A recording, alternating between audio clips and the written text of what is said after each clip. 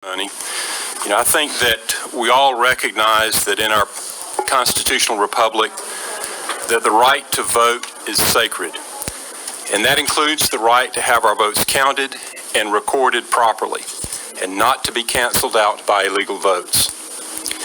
Every legal vote must count, and failure to ensure this violates the fundamental civil rights of Georgia's citizens. Since the 3rd of November, we in the Senate have been flooded with reports from those citizens about voting irregularities and potential fraud, both in the election and in the audit process. In fact, it was proper for this committee to wait until the completion of the audit to convene these hearings. These complaints deserve full investigation. In fact, even though the national and local media are pretending that there's nothing to see here, we in the Senate have a constitutional responsibility to get to the bottom of what happened. And if the evidence demonstrates problems in the election process, we have an obligation to take appropriate action. We don't know where the investigation will lead, but failing to examine the evidence would show utter disrespect and even contempt to the honest citizens who saw what they saw and cannot in good conscience keep quiet about it. It would also irreparably damage the confidence that we all should have in the integrity of the election process. I want to thank everyone, again, who has taken their time to be here today and to tell us about their experiences. Your participation is the essence of patriotism, and we are very grateful. Okay. I want the record to also reflect that the minority party was notified. There were members to the committee. There's Senator Parent. Thank you for being here. Okay. We will begin with the first witness, and we have with us today Mayor Rudy Giuliani. And sir, thank you for being here. And if you would, you can testify where you are. Well, thank you very much, Mr. Chairman. If you don't mind, I'm going to defer to our counsel, and then after he finishes, then I'll present okay. two witnesses. All right. If you would state your name and let me see, what number? It's number 12. 12. Okay.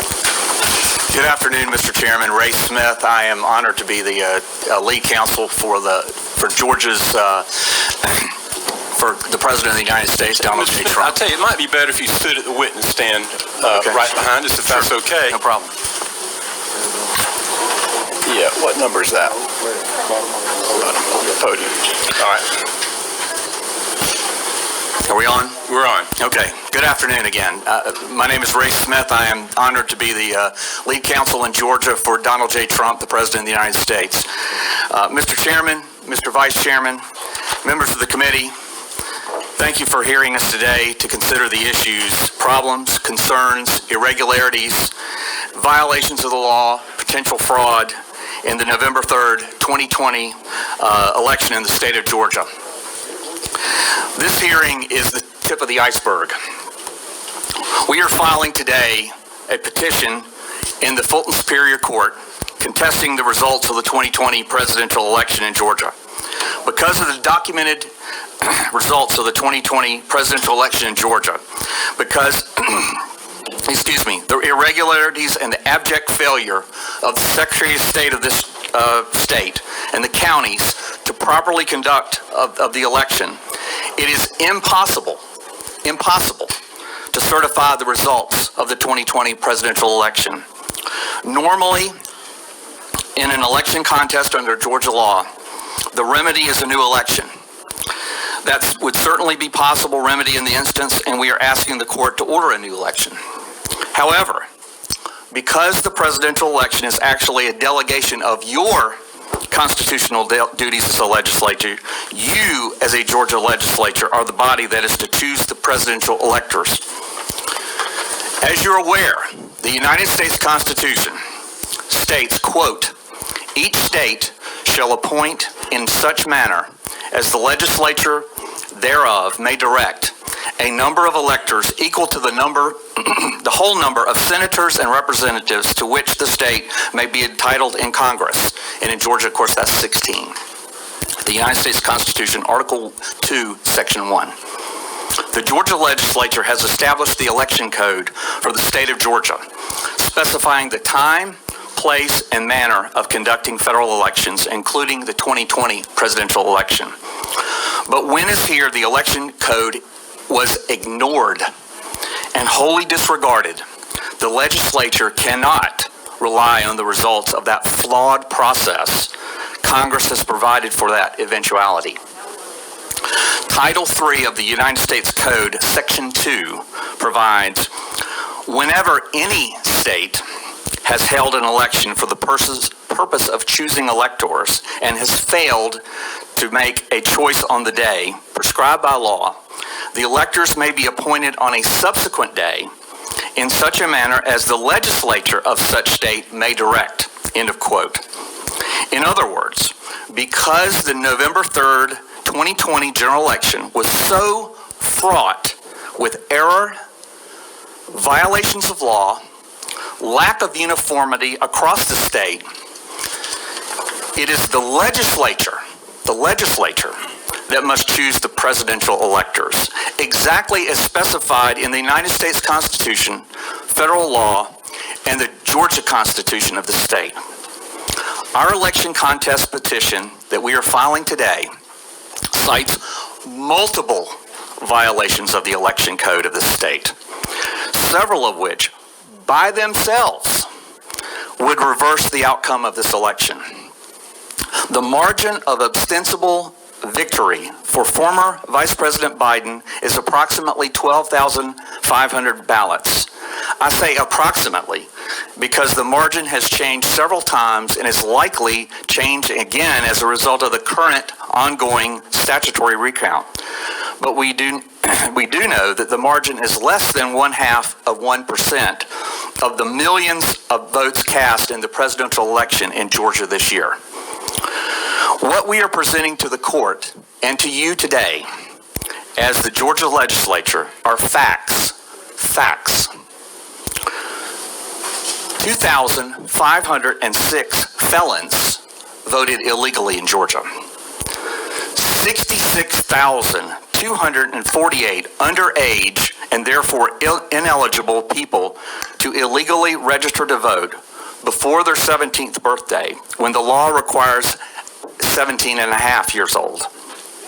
At least 2,423 individuals to vote who were not listed as registered. 1,043 individuals to cast ballots who had illegally registered to vote using a post office box. 4,926 individuals voted in Georgia who had registered to vote after their Georgia voter registration date, thereby canceling their Georgia voter registration. 10,315 or more individuals to vote who are deceased by the time of the election. 395 individuals to vote in Georgia who had cast ballots in another state, which is illegal in both states. 15,700 individuals to vote in Georgia who had filed a national change of address with the United States Postal Service prior to November 3rd, 2020. 40,279 individuals to vote who had moved across county lines at least 30 days prior to Election Day and who had failed to properly re-register to vote in their new county after moving, also in violation of Georgia law. The petition for contest will include affidavits of more than 100 Georgia voters sworn under penalty of perjury, attesting to and confirming multiple violations of the Georgia election code. You will hear from several of those witnesses today. And then we have the issue of outright lies and potential fraud. The actual results of legal ballots cast in the November 3rd, 2020 election in compliance with the Georgia election code cannot be known ever. Not by the Secretary of State, not by the governor downstairs, not by the voting public, and not by this Georgia legislature. That is why the election must be vacated and cannot be allowed to stand. And that is why the Georgia legislature must exercise and fulfill its duties under the United States Constitution, the Georgia Constitution, and Georgia law. The Georgia legislature must appoint the presidential electors to meet on December 14th, 2020. That is your duty to the people of Georgia and to the United States. You must determine the presidential electors. Now I'd like to introduce Jackie Pick, who is going to introduce our video and is going to narrate the video that we have to show to the committee, please. Okay. Ma'am, I need for you to go to the podium. And Ms. Pick is an attorney as well. Thank you. If you would tell us your name and your position, please. So I'm Jackie Pick, and I'm here as a volunteer. I am a lawyer, but I'm not acting as a lawyer in this case. I'm just helping out the legal team here. And going to explain to you the evidence that we have from State Farm Arena here in Fulton County, which goes to what Ray was talking about in terms of fraud or misrepresentation. So when that cues, okay. So it's going to be tough because I'm going to have to depart from the microphone and point out some things at times. You're looking at one big room here. This is where, according to our witnesses, who've given us sworn affidavits, this is where the absentee ballots and military ballots are being tabulated on Election Day. So we have the tape from first thing in the morning all the way past the close of the polls. What you have is essentially two Republican field organizers who were sent here to be observers. At no time were they actually permitted to observe in a meaningful way. I'm sorry, I have a voice issue today. They are roped off with the press on the side. See if I can show you. Keep your eyes right here. Okay.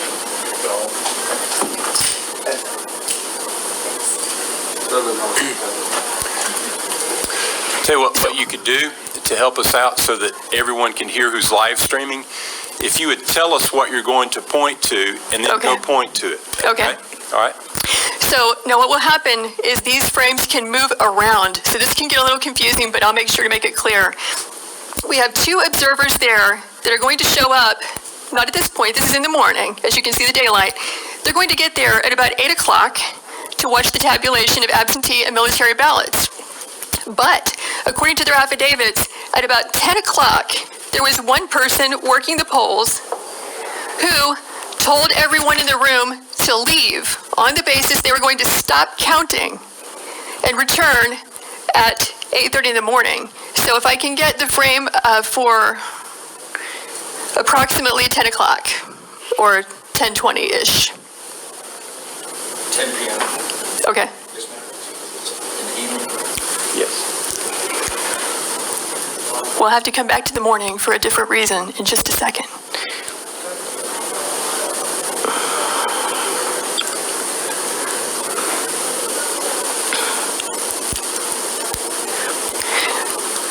Okay, so you can see what time it is. Here, right here. So we're at about 10 o'clock. And what you'll notice is that the workers are present, working, and you have, back in that corner I pointed out to you, the press and the Republican observers.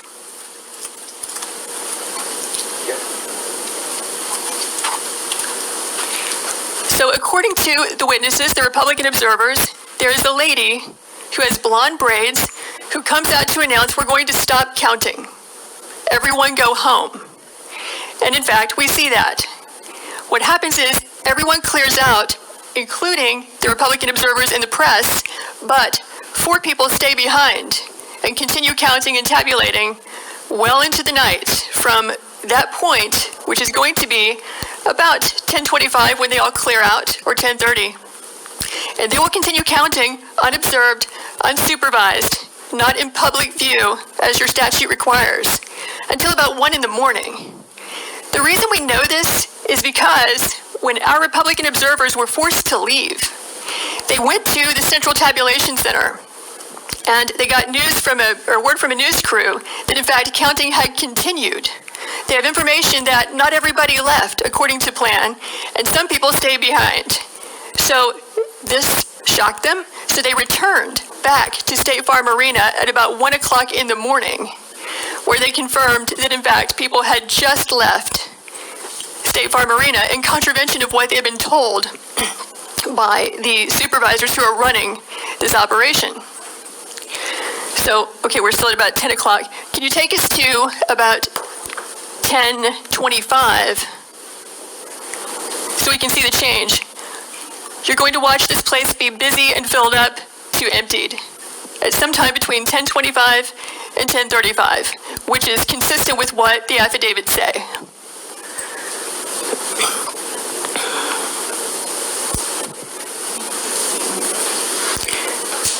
Okay, so 10:25, they're still there. Let's go to 10:35.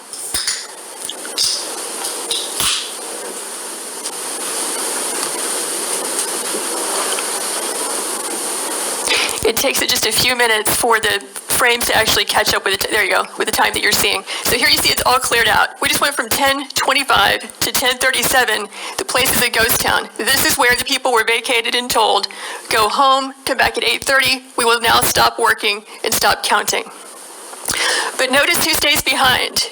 You have 4 people, consistent with our affidavits, who stayed behind. And so you'll see the lady in purple.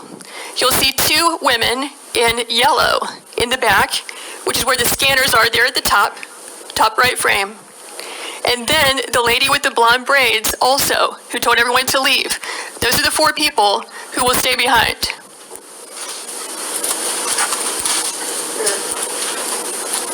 Those 2. Okay. Observer's still there. So the Republican observers said they were the last people to leave State Farm Arena, along with the Fox News crew, excepting those 4 people. So what you're going to see, look at the ladies in yellow. You'll see that they will begin just sitting still, doing nothing, ostensibly not working, because after all, they said they're going to stop counting. They will wait until the witnesses over there in that roped off area, the press and the observers, leave the room. Then you'll see them move into action and begin scanning ballots.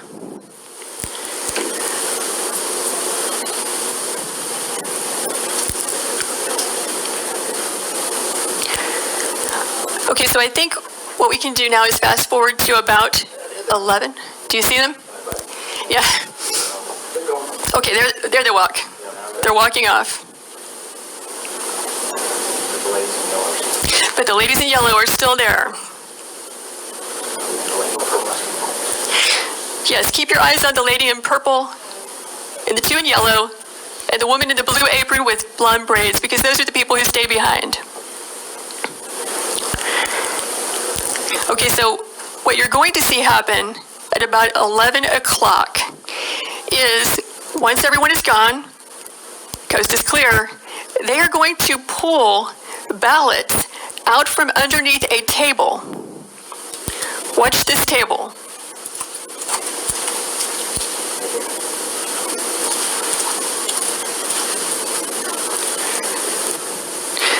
So actually this will take a few minutes, but we did not know when we first watched this, okay, is it normal to store suitcases of ballots under a tablecloth? Is that how they run the place? Maybe this is what they've been doing all day. Maybe this is what they're doing under all the tables. So we went back and watched the video. It was a team of us. We don't see that. What we see is typically you're going to find ballots, back in this corner, or coming in through a door, and then they get moved and circulated throughout the room. And it can get a little confusing because they have these black containers of ballots. They have the U.S. Postal Service containers. But what we were trying to do when we determined that there were ballots being pulled out from underneath this table is, what was the chain of custody? Where did they come from? Who put them there? When did they put them there? We only reviewed this at about 1 in the morning last night for a couple of hours, so we're going to need about 14 hours to watch it carefully because we fast-forwarded through it several times and could not find that particular frame, but here's what we can tell you for sure. At about 8 o'clock in the morning, and we're going to roll this back and show it to you. There you go. So now they're going to start pulling these ballots out from under this table. This table, the black one, was placed there by the lady with the blonde braids at about 8:22 a.m. in the morning. So she put that table there. So the same person who's staying behind now, the same person who cleared the place out under the pretense that we're going to stop counting, is the person who put the table there at 8:22 in the morning. Yeah, I saw 4 suitcases come out from underneath the table.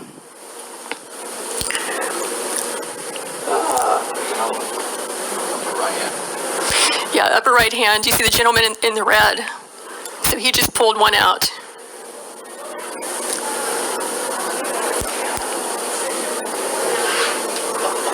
So what are these ballots doing there, separate from all the other ballots?